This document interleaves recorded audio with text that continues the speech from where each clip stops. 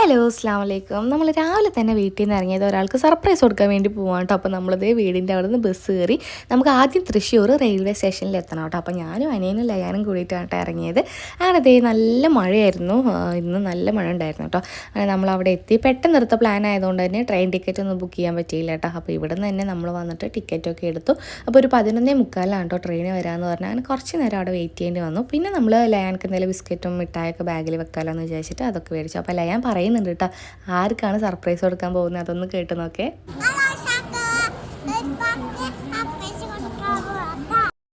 അതെ, ഇക്കാക്കാണ്ടോ നമ്മൾ സർപ്രൈസ് എടുക്കാൻ വേണ്ടി പോകുന്ന ആൾ യൂറോപ്പിൽ പോയിട്ടുണ്ടായിരുന്നില്ല. അപ്പോൾ ഇന്നാണ് തിരിച്ചു വരുന്നത്. അപ്പോൾ എറണാകുളത്ത് പോയിട്ടാണ് വരിക എന്നാട്ടോ പറഞ്ഞിരുന്നത്. അപ്പോൾ ഞങ്ങൾ വിചാരിച്ചു അവിടെ പോയിട്ട് ഒരു സർപ്രൈസ് കൊടുക്കാമെന്നുള്ളത് കേട്ടോ.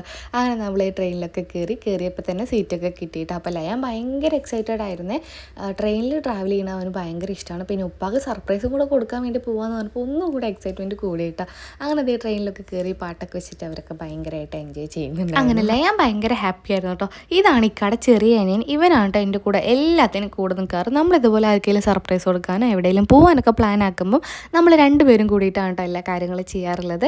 അങ്ങനെ നമ്മൾ ഏകദേശം എറണാകുളം ജംഗ്ഷനിലാണ് കേട്ടോ നമ്മൾ ഇറങ്ങുന്നത്. അങ്ങനെ അവിടെ ഇറങ്ങി ഇനി നമുക്ക് ഇവിടുന്ന് മെട്രോ കയറണം. അപ്പം മെട്രോ സ്റ്റേഷനിലോട്ട് നടക്കുകയാണ് കേട്ടോ.